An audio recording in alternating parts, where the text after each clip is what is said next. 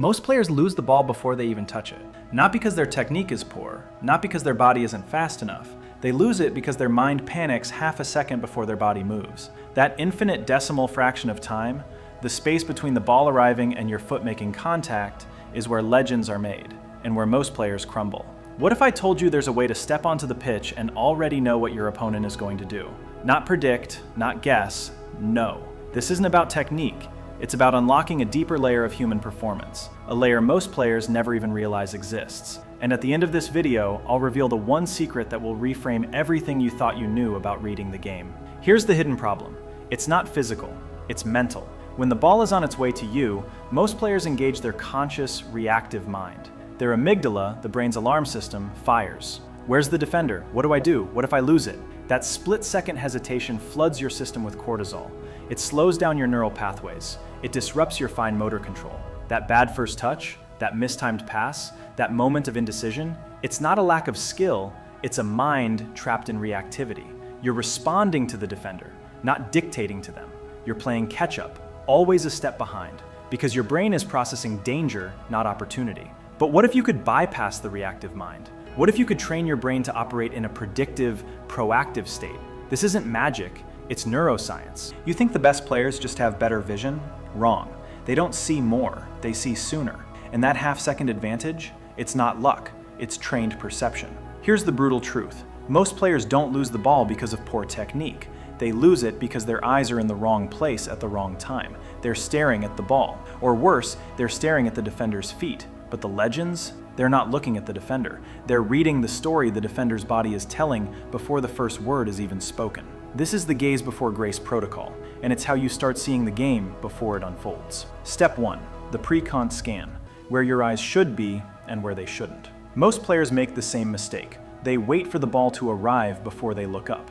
By then, it's too late. Your scan starts the moment the pass is played, not when the ball is at your feet, not when it's 2 meters away. The second it leaves your teammate's boot. Where to look? The defender's hips. The hips don't lie. If their hips are open, they're ready to move in that direction. If they're squared up, they're balanced and can react quickly. If they're slightly turned, they're committing to a side. Their leading foot. Is it planted or shifting? A planted foot means they're preparing to lunge. A shifting foot means they're still deciding. Their shoulders. Are they leaning forward, aggressive press, or sitting back, waiting to react? Shoulders tell you their intent before their feet do. The space behind them. This is the real tell. Where are they not covering? That's where your opportunity lies. Where not to look.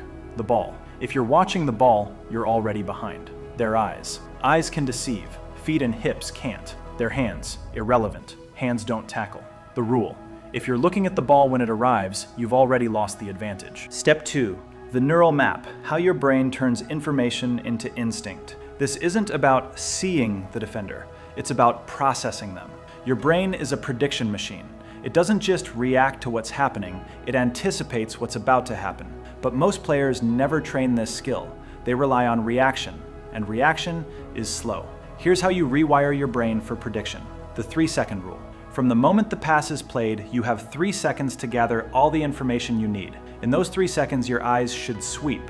Defender's body position, their momentum, the space they're leaving open, your teammates' positions. By the time the ball arrives, your brain should already have a mental map of where to go. The what-if game. As you scan, ask yourself, what if they press hard? Where's my out? What if they drop off? Can I turn and drive? What if they fake a press? How do I exploit their recovery? This isn't overthinking. It's priming your subconscious to recognize patterns before they fully develop. The parietal lobe hack. Your parietal lobe is the part of your brain responsible for spatial awareness and movement planning.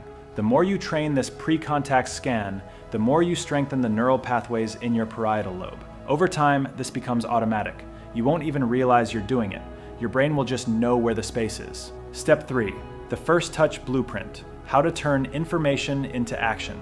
Now here's where most players fail. They gather all this information and then freeze when the ball arrives. Why? Because they haven't connected the scan to the execution.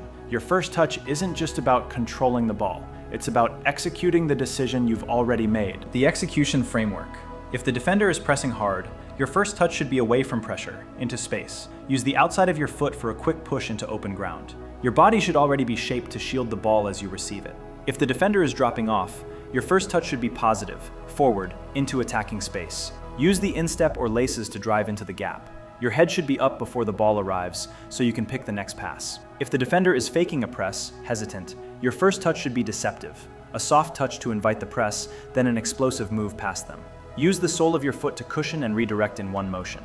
The mental trigger, your internal cue should be, I already know. Because you do. Your scan gave you the answer. Now, trust it. Step 4, the training drill. How to hardwire this into your game. This isn't theory, it's a skill, and skills require repetition. Drill, the pre-contact scan challenge. Set up with a partner or a wall for solo work. Before every pass, your partner yells a number, 1, 2, or 3. 1 equals defender pressing hard. 2 equals defender dropping off. 3 equals defender faking a press. Your job, scan your partner's body as they prepare to pass, then execute the correct first touch based on the number they call. Progression, add a passive defender who reacts based on the number called. Why this works? It forces you to scan before receiving. It trains your brain to connect visual cues to physical responses. It builds automaticity, so in a real game, you don't have to think. You just do. Step 5, the mental shift. From reactive to predictive. Here's the mindset shift that separates the good from the great. Reactive players ask, where is the defender? What should I do? What if I mess up? Predictive players ask, where is the defender going? What's the space they can't cover? How can I make them react to me? This isn't about being faster, it's about being smarter. When you master the gaze before grace protocol, you're no longer playing the game, you're controlling it. The defender isn't just a threat, they're a puzzle. And you're the one holding all the pieces. Now that you know how to see the future, it's time to learn how to make defenders play your game. Because reading the defender is only half the battle. The real art, making them think they're in control when you're the one pulling the strings. Step 2, the deception drill loop. Physical execution. We're training your subconscious. Set up drills where a passive defender closes you down. But this defender isn't just pressing, they're offering subtle, varying cues. Sometimes they lunge early.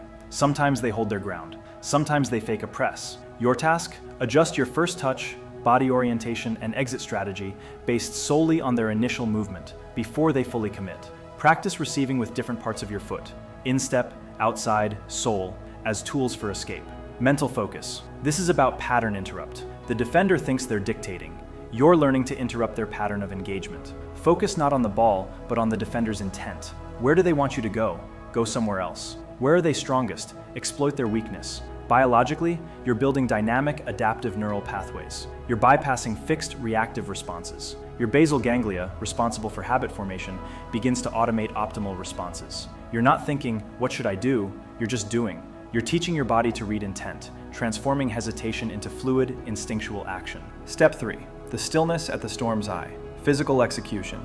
This is practiced off the pitch and then integrated onto it. Before a training session, or even between drills, practice this breathing technique. Inhale slowly for 4 counts, hold for 4 counts, exhale slowly for 6 counts. Repeat 5 times. The goal isn't relaxation, it's activation of your parasympathetic nervous system, your rest and digest mode, which counteracts the fight or flight response. Mental focus. When the ball is approaching in a match and you feel that familiar spike of pressure, engage this breath. Not a full cycle, just a micro exhale, a release of tension. Your internal cue, exhale into action. You're not just finding calm, you're rewiring your brain's stress response. Deep, controlled breathing sends signals to your vagus nerve, calming the amygdala and activating your prefrontal cortex, the home of rational thought and decision-making. You're not just reading the defender, you're regulating your internal state, ensuring clarity when it matters most. Your body slows its heart rate, your vision sharpens. That precious half second of panic, it transforms into your advantage. The stadium lights are blazing. The roar of the crowd is a physical force. The defender is closing fast. Their shadow is already on your back. This is where the training merges with reality. The sound of the crowd fades to a distant hum. Your breathing slows. A micro exhale releases the tension. Your eyes have already registered the defender's intent. Your body remembers the deception drills, the countless repetitions. You feel their presence, but you don't react to it. You act. You dictate. Your first touch isn't a response, it's a statement, an assertion of control. You've stepped into the storm's eye and found your stillness. The defender who thought they had you, now they're reacting to your move. The one thing most players never see. Here's the secret I promised. The one insight that ties everything together. Most players try to read the defender's body. That's a mistake. The true masters, they don't read the defender's body. They read the space around the defender. The defender's body is a barrier, but the space they aren't protecting, the angle they can't cover, the direction their momentum won't allow them to change quickly, that's the true tell. It's not about their presence, it's about their absence. Understand where they can't be, and you'll know exactly where you can be. You don't rise to the occasion, you fall to the level of your training. Train the mind first. Train the perception of space, and the rest will follow. Master the inner game, and you master the outer game. Your challenge. If this video hit home, smash the like button and subscribe for more no BS football content. Now, here's your challenge. Practice the gaze before grace protocol in your next training session. Set up the deception drill loop with a teammate or coach. Use the stillness breath before your next match. Drop a comment below. What's the one defender you struggle to read? And what's the first thing you'll do to change that? Remember, every time you step on the pitch, you're not just playing football. You're training your mind to see the future. Now get out there. The game is waiting.